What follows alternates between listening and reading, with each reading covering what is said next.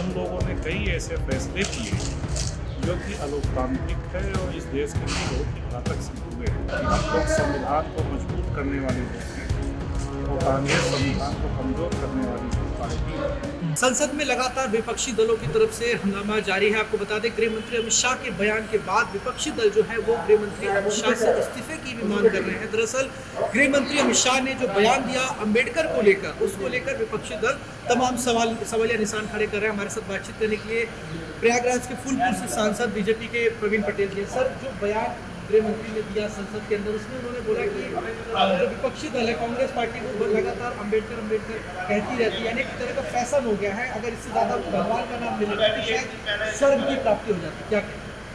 देखिए, कांग्रेस का हमेशा से चरित्र रहा है कि जब भी संविधान की बात आती है तो हमेशा से उसने संविधान को कुचलने का काम किया है।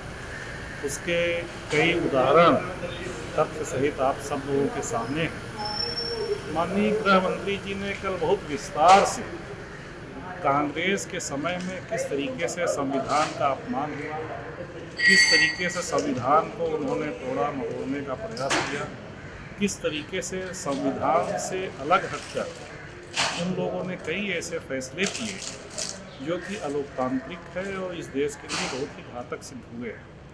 निश्चित रूप से माननीय गृह मंत्री जी ने बहुत स्पष्ट से इस बात को कहा है कि कांग्रेस के जो संविधान को तोड़ने का हमेशा उन्होंने प्रयास किया है, उसके लिए उनको क्षमा मांगनी चाहिए, उनको निंदा करनी चाहिए और अपने गिरेबान में झाड़ना चाहिए। और माननीय नरेंद्र मोदी जी, भारतीय जनता पार्टी की सरकार लगातार बाबा भीमराव अम्बेडकर साहब के बताए हुए रास्ते पर चल रही है और संविधान की रक्षा के लिए हमेशा माननीय प्रधानमंत्री जी ने इस बात को कहा है।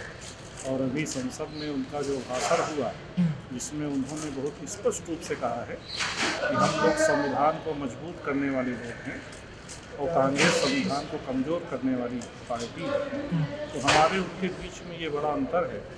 हम लोग बाबा साहब को मानने वाले लोग हैं, बाबा साहब के बताए हुए रास्ते पर चलने वाले लोग हैं। इसलिए कांग्रेस को अपने गिरेबान में झाड़ना चाहिए, तब कोई बात करें। लेकिन जिस तरीके से विपक्षी दल कह रहे हैं कि आपने अंबेडकर जो संविधान निर्माता हैं उनका अपमान किया और एक तरीके से क्या भारत देश में अंबेडकर कहना तो खुला हो गया, इस तरह की बातें मल्लिकार्जुन खड़गे ने कहा। और अभी इसको लेकर विरोध प्रदर्शन भी विपक्षी दल करने जा रहे हैं। केजरीवाल जो है वो धरने पर बैठ गए हैं, बाकी अन्य दल भी कह रहे जो लगातार प्रोटेस्ट कर रही है कि बाबा साहब अम्बेडकर का अपमान उन्होंने किया है। इस तरह की चीज़ें गृह मंत्री को शोभा नहीं देती, उन्हें इस्तीफा दे देना चाहिए, माफी मांगनी चाहिए।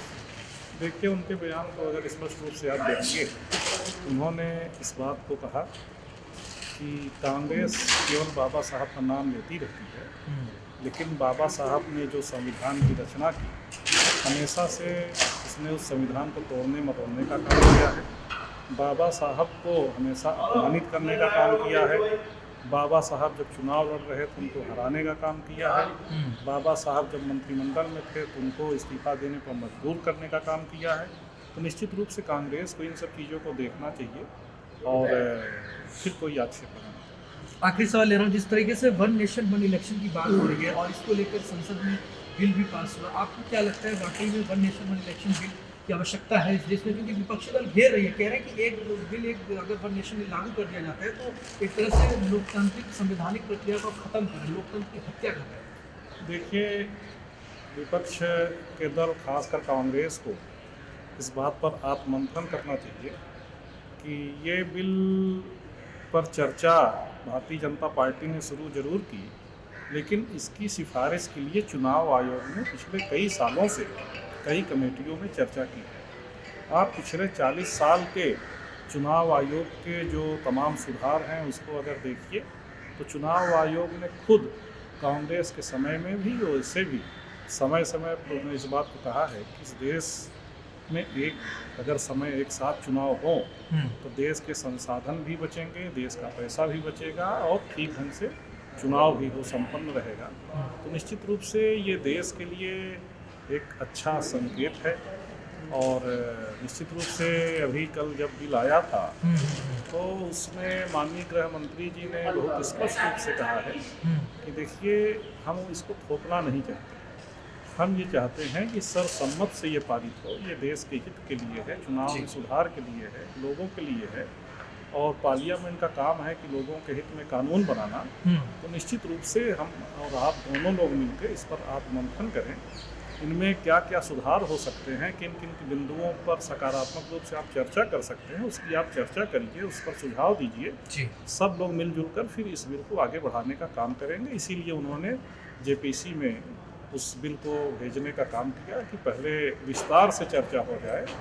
और माननीय स्पीकर साहब ने भी इस बात को कहा कि भाई देखिए, ये देश में एक बड़े सुधार की शुरुआत का बिल है, तो निश्चित रूप से इस पर हम लोगों को विशेष रूप से समय सीमा को न देखते हुए विस्तार से चर्चा करनी चाहिए कि किस तरीके से सारे हमारे जो सदस्य हैं, सारे लोग हैं, तो उस पर हम लोग अपना सारी चीज़ों को देख सकें, बता सकें, और सारे जो लोकसभा के हमारे सदस्य हैं सभी का वक्तव्य इसमें आए, सभी का सुझाव आए, सभी की बातें आए, तभी यह बिल पारित होगा।